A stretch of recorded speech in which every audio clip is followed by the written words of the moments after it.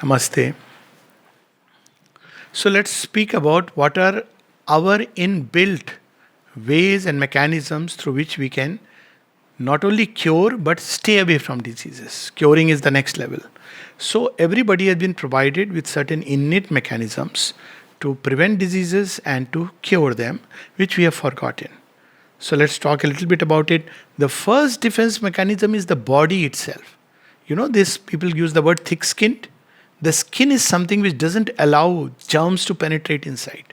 That's why you will see that most of them penetrate through some mucous membrane, wherever skin is not there, through the nose. These are parts where through which you can enter because it's a mucous membrane, so it allows. But skin doesn't allow. So a simple thing: keep your skin in good health, meaning thereby take a bath 2-3 times a day. Very simple. Your body will, whatever is there is washed off. That's why one of the simplest recommendation is washing hands. You don't need a sanitizer. Just wash the hands with normal water and this thing. It washes away, besides the germs, it washes away formations of illness. So every time one comes from a corona party, come back and take a bath and wash yourself well. This, the body is the first. Keep the body in good health. What does the body need? It doesn't need chuara badam and please kishmish and all that. Huh? It's strange that people who can eat well, they are the ones who also eat badam and all that. You don't need a good diet, nutritious diet, balanced diet is good enough. You don't need almonds and a balanced diet, good diet, vegetarian diet. That's good enough. And at the most, because proteins are the one which are required for your body immune system, an egg. Egg white is vegetarian, okay? So it's a non-fertilized egg. So take an egg, take milk, some high protein, which is dal, which is a good source of protein, which can help building the immune system. So what else is required about the body apart from a good balanced nutrition? Good sleep. A lot of repair activity takes place during sleep. And what is the simplest way of good sleep? To learn to quieten the mind, to use an image of vastness, to take a walk every day, some little exercise which keeps the body toned up. See, we always remain in bed. This is one of the big problem of hospital admissions. One is that you enter a hospital, you are completely dependent, you are on a bed. You become a bedridden patient. Your body enters into the mode of tamas. Second, you are exposed to, from an occult point of view, number of vibrations which are harmful, but also from another point of view, you are prone to what are called as nosocomial infections. Hospital acquired infections are the most dangerous of any infections. Please understand this. Because they are all organisms which feed on antibiotics and feel a high. They are so used to it. So when you give these organisms some antibiotic, they are very nice. Actually, I'm not kidding. They are very resistant organisms. So please resist that. Be in the house. Stay in your own environment. Walk up to the kitchen. Do a little bit. Go to the bathroom. Don't put body into a completely tamasic mode. This walking, and also in a disease like this, because one of the reasons is blood clots. So the blood clots won't form if you take enough fluids and you take a little exercise, not too much. Half an hour within the house, 10 minutes 3 times a day is enough to keep the body toned up. It's like telling it, look, we need you, we love you, we care for you. That's all that is required. So if one stays like that in a very nice one's own atmosphere, so balance of exercise, rest, sleep, diet. This is what keeps the body in a good state of health. Nothing else it asks. It doesn't ask expensive, products. I don't want to name the companies to stay healthy. Just this good enough, balanced diet. But body is only one line of defense. There is, other than the body, there is something which is given to us, and there's the mind. Mind can augment the defense, or mind can weaken the defense. In animals, it's just the body and the life instinct. So in a way, it is fine. So they don't have a mind. But we have a mind which can augment the defenses. Even when the defenses are crumbling, the mind can, by suggestion, by thought, by will. So what are the things in the mind which can help the body? So one simple thing is faith. Faith, of course, faith is related to the soul, but in a very general sense.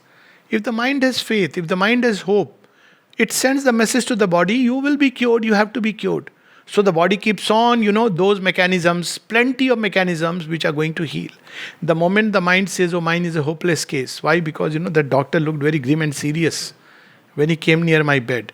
Then the body says, oh, I am done for. Actual incidents I am telling you, that once we were taking round, I just completed my MBBS, and there was this cardiologist who was taking the round, and we were also together. Then there was a patient who was in unconscious state, and some of us fools, so we just said, we don't think he is going to survive, and yeah, he is done for, nothing much can be done. And as we moved to the next bed, suddenly this man who was comatose suddenly came out and said, doctor, please don't say that. And he went back. Within 2 days he died. Now, you see, we don't realize that even to an unconscious patient, when you are saying something, we are releasing vibrations in the atmosphere and he's picking up. These are researches which are actually done. So be careful of what we are speaking. All around whispering, oh, he's very serious, he's very serious. Now what we are doing, all these messages through the WhatsApp and everything is going into a brain. So how is the brain processing it? I am very serious. It's automatically, mirroring it. So there is something which has come through WhatsApp. How much is your SpO2? Sir, 90. Oh, 90? It's critical. Why? Because that's the standard thing going on. Oh, now you may be breathing normally. You are not having any dyspnea. But because you have become a mathematical figure now, you have reduced yourself to a mathematical figure. Oh, 90, I am going to die. Why? Because it's the in thing. Tomorrow, if it is discovered that no, at 80 also you can survive, oh, I am comfortable. This is the power of suggestion.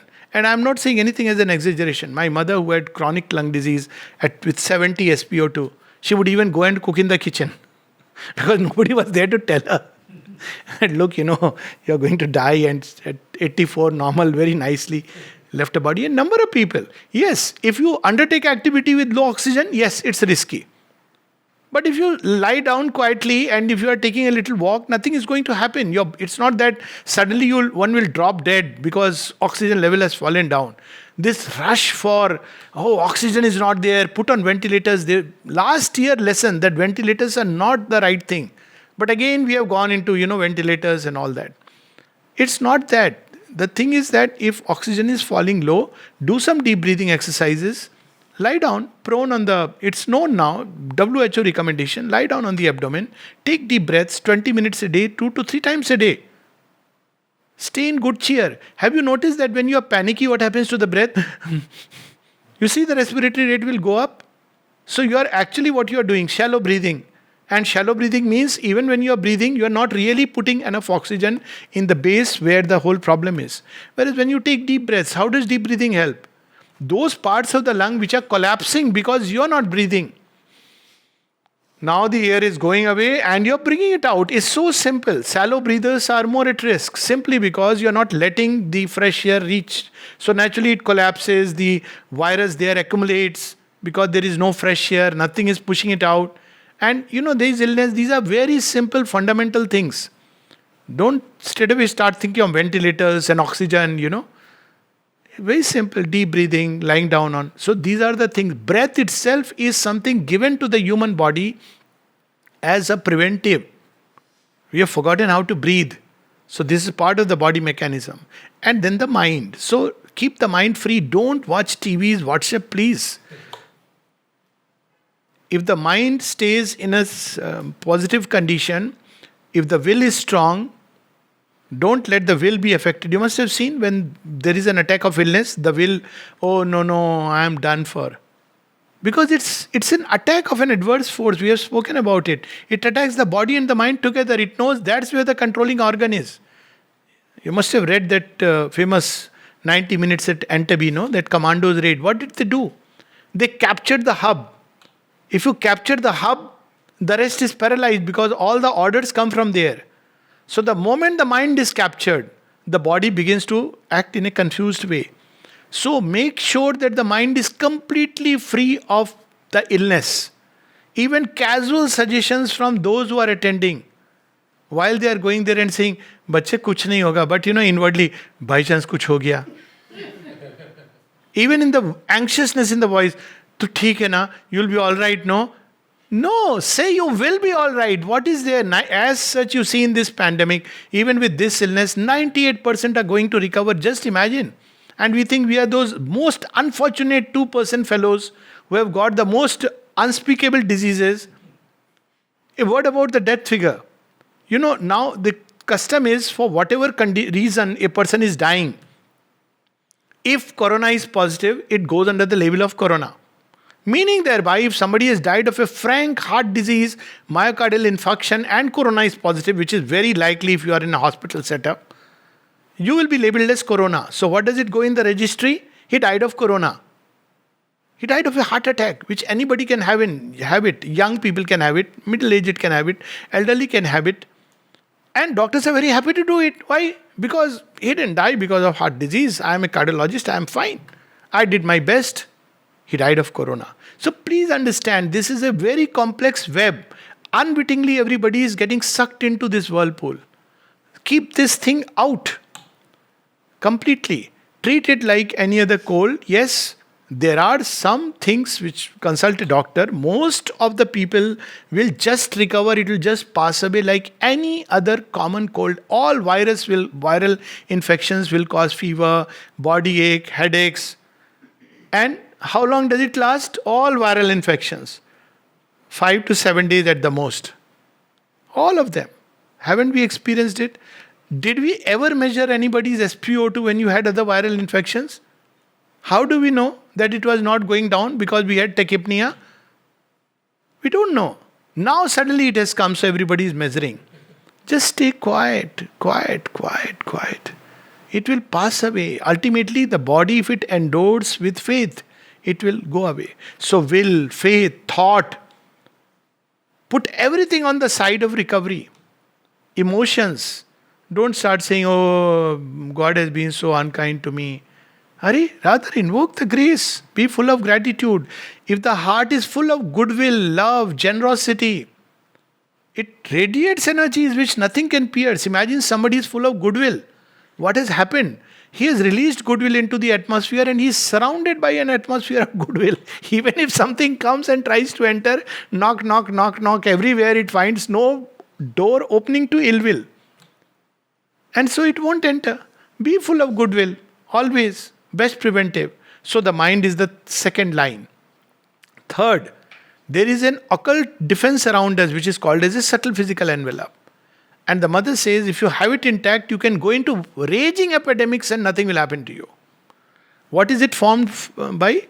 Partly from the body and its physical condition. If you are too much fatigued, then the body doesn't provide enough material for this subtle physical envelope. So don't overtire yourself. And the other is condition of the psychological condition. So if one is sad, depressed, afraid, if one occultist could see, he would see big holes. Literally inviting, because when we are afraid, fear is like a perverse will, it attracts what we are afraid of. Animals know it. It's known. A famous hunter's book I'd read, Shriram, who was, long back, Jim Corbett Park. So he says, how do animals, behave? So he says, if you are in a jungle and if you are afraid, then you emanate a kind of smell which animals catch from a long distance and they'll come to you. Because they receive that smell of fear. There is a smell of fear. It draws illnesses. So if we are going around all the time with fear, we are actually puncturing this natural defense given to us. And then we have invited the forces of illness. It's no use blaming God because He has given us all this. He has explained to us all this. But we want to live according to our own way of life. Excitement pierces the envelope. Strong anger. Any kind of intense excitement. It will pierce holes in the envelope. Anger is one of them.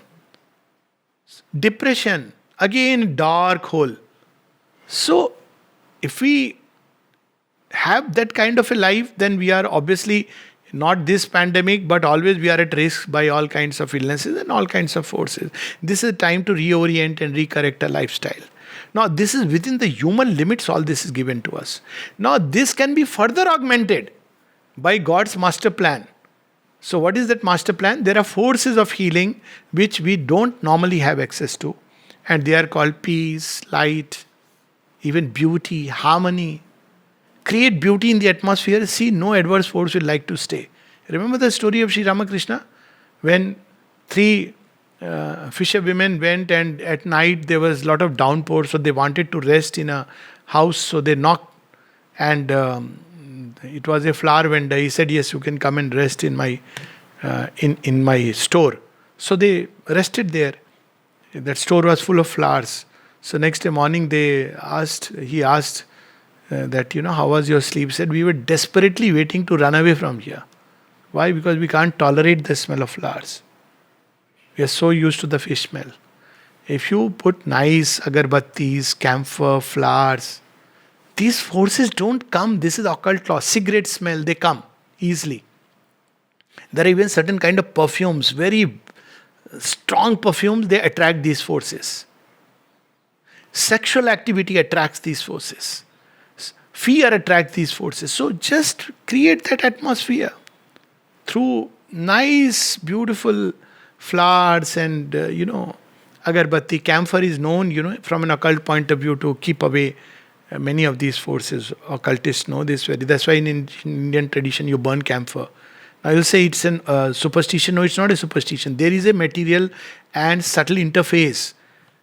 That's why bodies were burnt in India. Why? Because with the burning of the body, you destroy many of the vital little entities which are emanated when there is a disintegration of the body. They were held within the body. Now they come out of the container.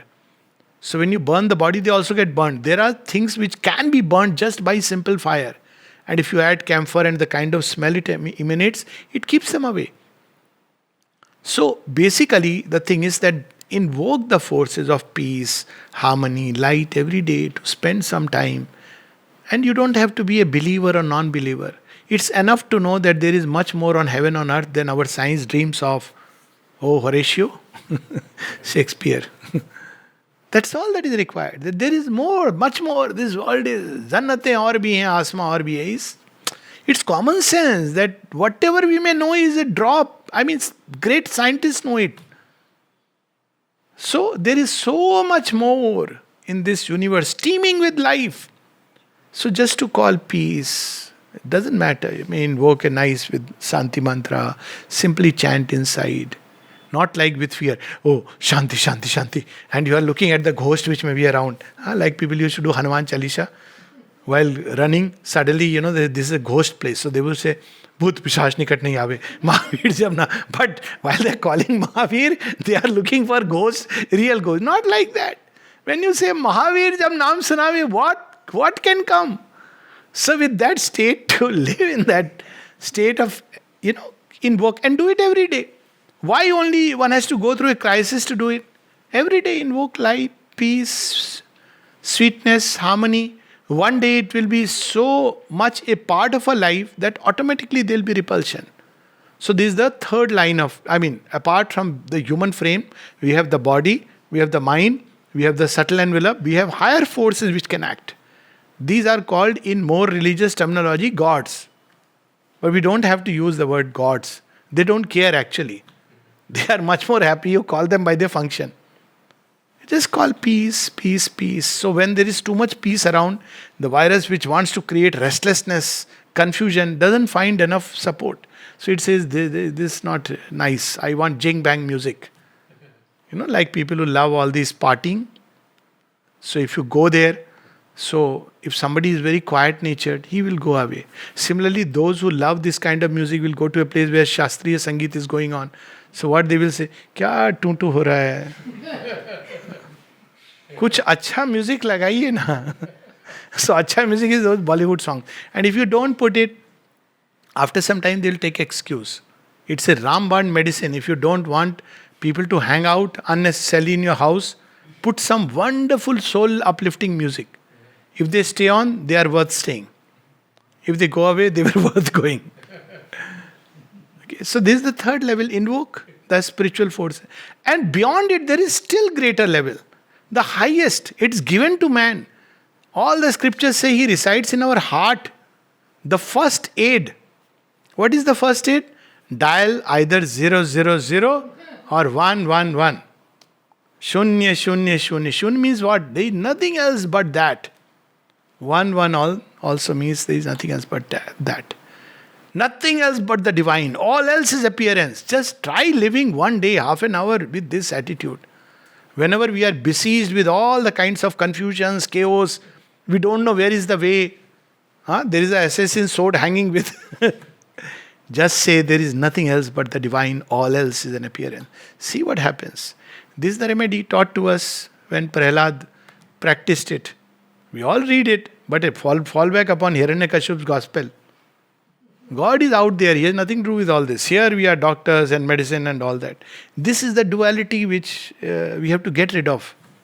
This dualistic thinking, which, reductionist approach.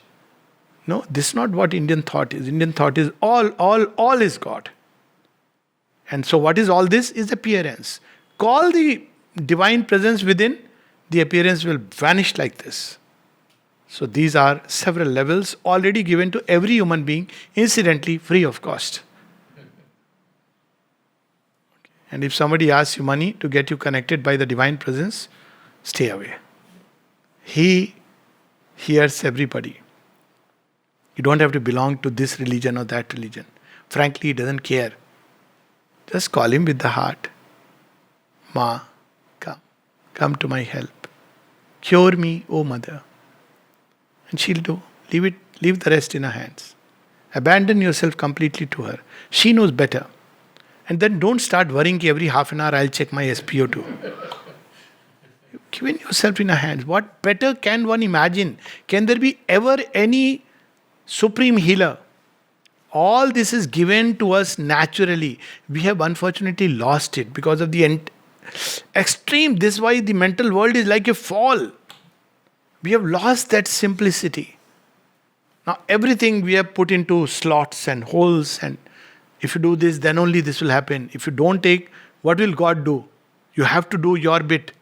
So I'm doing my bit by calling God. No, it doesn't work like that. So take care of that. Call the divine, and even if there is nothing absolutely, none of these resources are working, abandon oneself in the hands of the divine. And the sign that one has really done it with trust and confidence is that there will be peace. Namaste.